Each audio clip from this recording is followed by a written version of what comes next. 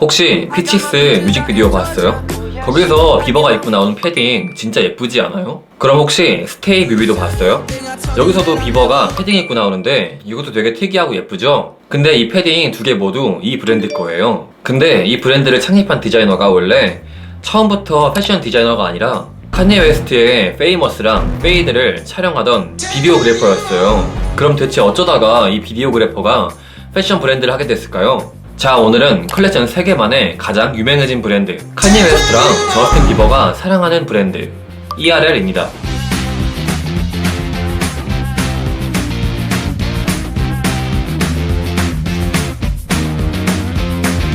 앞서 말했듯이 피치스랑 스테이 뮤비에 비버가 ERL 패딩 입고 나오잖아요. 근데 사실 저는 패션을 아트보다는 비즈니스를 보거든요. 그래서 이거 보자마자 이 생각을 했어요. 아니, 그냥 비버한테 옷 입어달라고 하는 것도 엄청 비쌀 텐데 가장 핫한 노래들 피치스랑 스테이 뮤비에 입고 나온 정도면은 도대체 돈을 얼마나 준 거야? 라고 생각했거든요. 근데 알아보니까 협찬은커녕 내돈내산이래요. ERL의 창립자 엘리 러셀 리네치의 철학이 절대 협찬은 주지 않는다래요. 근데 비버는 그것도 모르고 칸예가 이 엘리랑 친하다 보니까 협찬 좀 달라고 연락했는데 칸예는 엘리가 협찬을 안 주는 거 아니까 직접 차를 끌고 도버스트린 마켓에 가서 직접 패딩을 사서 비버한테 줬대요. 비버가 옷 좀 달라고 하고 칸예가 도버까지 가서 직접 사게 만든 브랜드, 여기 말고 또 있을까요?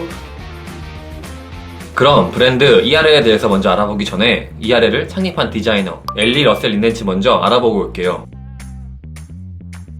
엘리는 1990년 11월 25일 미국 캘리포니아 주에 있는 로스앤젤레스 베니스 비치에서 변호사인 아버지와 그래픽 디자이너인 어머니 사이에서 태어났어요. 아버지가 변호사라 그러면 뭔가 되게 어렸을 때부터 공부를 엄청 시켰을 것 같잖아요. 근데 엘리네 부모님은 그렇지 않았대요. 엘리는 어렸을 때 진짜 베니스에 있는 어린이처럼 살았다고 해요. 맨날 서핑하고 친구들이랑 놀고, 또 할리우드가 미국 캘리포니아주 로스앤젤레스에 있잖아요. 그렇게 엘리는 자연스럽게 할리우드 문화까지 접하면서 성장했대요. 그렇게 엘리는 성인이 되자 서던 캘리포니아 대학교에 입학해서 오페라를 공부하게 되는데요. 하지만 이때 엘리는 오페라 공연에 입을 의상들을 직접 만들어서 입기 시작했고, 이때부터 의류 제작을 시작했대요.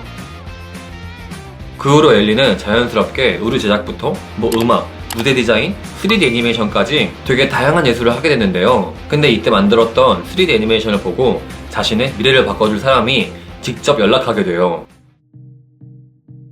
그 사람은 바로 천재 래퍼이자 프로듀서인 칸예 웨스트였는데요. 엘리의 작업물들이 마음에 든 칸예 웨스트는요, 엘리한테 자신의 뮤직비디오 제작을 의뢰하게 되는데요. 그리고 그렇게 나오게 된 게 2016년 4월에 나온 페이머스예요. 뭐 아시는 분들은 아실 텐데 이 뮤비가 진짜 말이 많았어요. 칸예의 와이프인 킴 카다시안부터 킴 카다시안 전 남친인 레이 제이, 칸예의 전 여친인 앰버 로즈, 거기다가 미국 전 대통령인 조지 부시랑 도널드 트럼프까지 유명한 사람들이 모두 누드로 나오거든요. 물론 밀랍으로 만든 인형이긴 한데 진짜 미친 거죠. 그리고 곧이어 2016년 9월 엘리가 만든 칸예의 두 번째 뮤직비디오 페이드도 나오게 되는데요. 이 뮤비도 또 유명해지게 돼요. 그렇게 이 뮤비가 모두 유명해지다 보니까 이걸 만든 사람인 엘리도 유명해지게 되는데요. 그렇게 엘리는 칸예 덕분에 가장 핫한 뮤비 디렉터가 됐어요.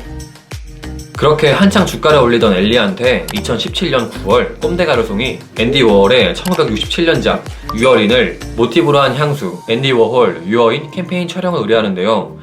이게 또 엘리의 인생을 바꾸게 돼요. 이때 엘리는 꼼데가르송 향수 캠페인의 총 담당자인 크리에이티브 에이전시인 하우스홀무의 대표 로니 쿡 뉴하우스를 만나게 되는데, 이 사람이 엘리의 패션에 대한 잠재력을 보고 꼼데가르송 창립자인 레이 카와쿠버의 남편이자 도버스트린 마켓의 회장 아드리안 조프한테 데려가요. 진짜 엘리는 칸예부터 아드리안 조프까지 인맥이 미쳤죠?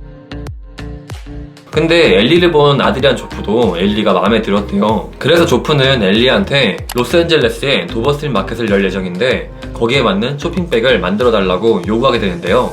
근데 엘리는 여기서 쇼핑백이 아니라 내가 하고 싶은 컬렉션이 있으니 그걸 하고 싶다고 말하게 되는데요. 근데 이때까지만 해도 엘리는 자신만의 컬렉션, 패션 디자인을 딱히 해본 적이 없잖아요. 보통 정상인이라면은 이걸 듣자마자 안 된다고 할 텐데요. 근데 조프는 그냥 엘리를 믿고 알겠다고 했대요. 그렇게 엘리는 자신이 태어나고 자란 지역인 캘리포니아주 베니스 비치를 떠올리면서 자신의 친구이자 예술가인 조던 울프슨이랑 같이 컬렉션을 준비하게 되는데요. 근데 또 여기서 운이 좋게 나이키도 합류하게 돼요. 그래서 결국 나이키랑 콜라보한 옷이 나오게 되는데요. 그 옷이 바로 이 옷이에요. 근데 이 옷이 엄청 유명해지면서 바로 품절이 되거든요. 이걸 본 도버스트릿 마켓의 회장 조프는 어떤 생각이 들었겠어요? 아, 돈이 되겠다 싶었겠죠? 그래서 조프는 엘리한테 제대로 된 브랜드를 만들어 보자고 얘기하게 되는데요. 그렇게 이 브랜드는 2021년 초 도버스트릿 마켓 파리가 오픈할 때 맞춰서 출시하게 되는데요. 바로 그 브랜드가 ERL이에요. ERL은 엘리의 풀네임인 엘리 러셀 리넨치에서 따온 건데요. 엘리의 E, 러셀의 R, 엘리의 L을 따서 만든 건데요. 근데 되게 대충 지은 것처럼 보이잖아요. 뜻도 없고. 근데 사실 이게 아니에요. 엘리는 한 인터뷰에서 ERL에 대해서 ERL은 내 감정을 배출하는 수단입니다. 다른 사람들을 위해 일하는 것, 뮤비를 만들거나 사진을 찍는 건 너무 지겨웠고 너무 불안했습니다. 라고 했어요. 남을 위해서 작업하는 게 너무 힘들었고 지겨웠고 그래서 자신의 감정을 표출하기 위해서 만든 브랜드가 ERL이다 보니까 브랜드명을 자신의 이니셜로 한 게 이해가 되죠. 그리고 또 이때 이 인터뷰에서 엘리는 ERL은 제 이야기를 시작으로 제가 태어나고 자란 베니스의 이야기, 나중에 미국의 이야기를 담고 싶습니다 라고 했어요. 그래서 비버가 입은 패딩도 사실 베니스 해변에 앉아서 바다를 바라볼 때 보이는 색깔로 만들었대요. 이제서야 이 패딩 색깔이 왜 이렇게 특이하고 독특한지 이해가 되죠? 앞에 말했듯이 저는 패션을 아트보다는 비즈니스로 보고 있는데요. 그래서 저는 항상 제 영상 마지막에 재무제표랑 매출들을 비교해서 보여드렸었는데 이 브랜드가 런칭한 지 너무 얼마 안 되기도 했고 상장한 것도 아니니까 재무제표를 볼 수도 없고 매장이 있는 것도 아니고 그렇다 보니까 매출을 전혀 알 수가 없었어요. 그 흔한 매출에 대한 기사 한 줄도 없더라고요. 그래서 이번 영상에는 안타깝게 매출에 대한 얘기는 없어요. 사실 설립된 지 진짜 얼마 안 됐잖아요. 이제서야 컬렉션을 3개밖에 안 했는데 진짜 한국에 있는 저도 알 정도로 되게 유명한 브랜드가 됐잖아요. 게다가 지금 패션계에서 영향력이 가장 큰 편집샵인 도버의 이 부분도 맡고 있고 비버부터 칸예 웨스트까지 모두 좋아하는 브랜드다 보니까 이 브랜드가 진짜 언젠가는 엄청 유명한 브랜드가 될 것 같아요. 자, 그럼 이 ERL이 도대체 언제까지 얼마나 성장할 수 있을지 기대해보면서 알아두면 있어 보이는 브랜드 지식들 이쁘지 ERL 편은 여기서 마치도록 할게요. 오늘도 영상 봐주셔서 감사하고 정말 궁금하신 브랜드가 있으면 댓글에 달아주세요. 제가 꼭 다음 영상에 준비하도록 할게요. 그럼 영상 봐주셔서 감사하고 다음 영상에서 봐요.